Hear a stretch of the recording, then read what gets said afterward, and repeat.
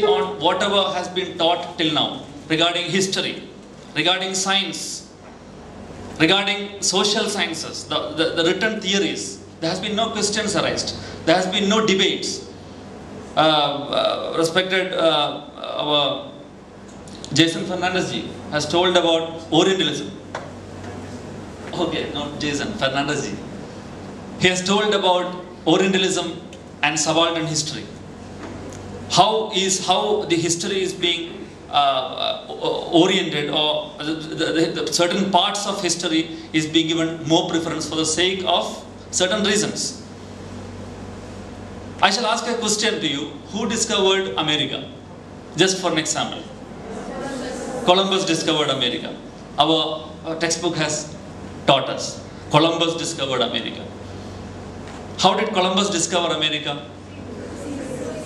Columbus discovered America. I asked this question to my students when I'm teaching. They told that Columbus went to a place where there is no people and he discovered that land. It's not so. Columbus discovered America. He went with a big ship, a big fleet of army. He went there and he killed. The official history says, the history which is sidelined from the mainstream history says, he have wiped out 250,000 people who have been residing on that particular continent, the Americas. He wiped out 250,000 people, murdered them, chopped them, and he established a new kingdom called the America. That is what we say, that is what the real history behind Columbus discovered America. It's like discovering discovering and inventing TV. It's like discovering. If you say Columbus discovered America, the thing that comes in our mind, the picture is that Columbus went with a pickaxe and he dug, and he got America. He showed, this is America. He found out America. It's not like that. America has been established. He has fixed it. He has established an empire by wiping out the whole mankind in that particular continent.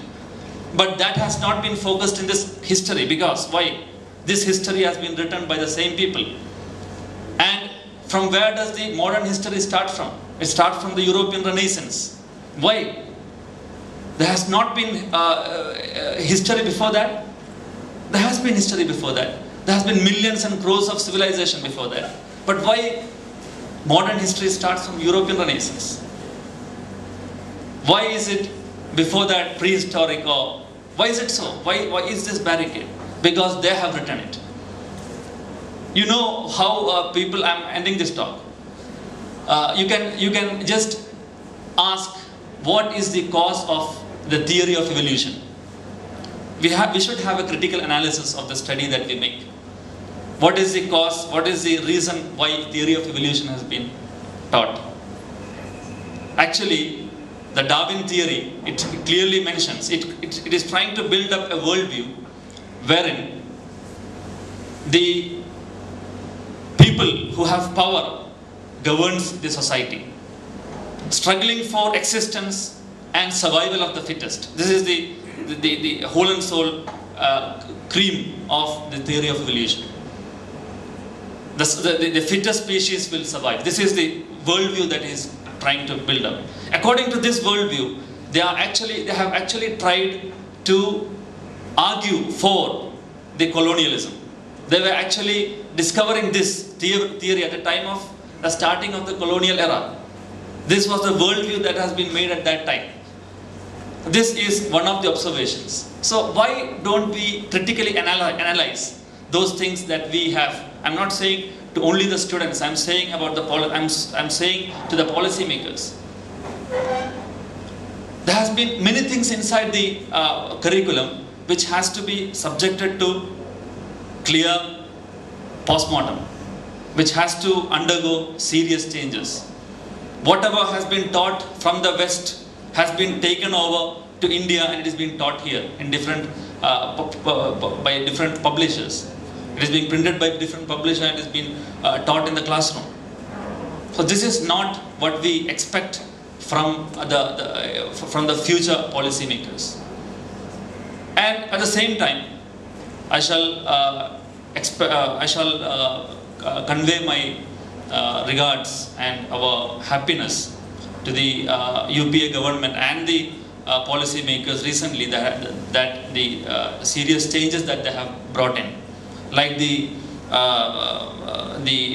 critical analysis. It is one of the most important part of the the present curriculum. And social constructivism, knowledge constructivism. All these things are something that are very positive. Education should not be taught, it should be constructed from the classroom. So I end up my talk by just saying a word that the education policy of our country has to undergo serious changes. There should be debates inside the classroom and outside the classroom. There should be people coming inside the student community saying that we need a reform in the educational system. We need a system wherein all the people are accommodated.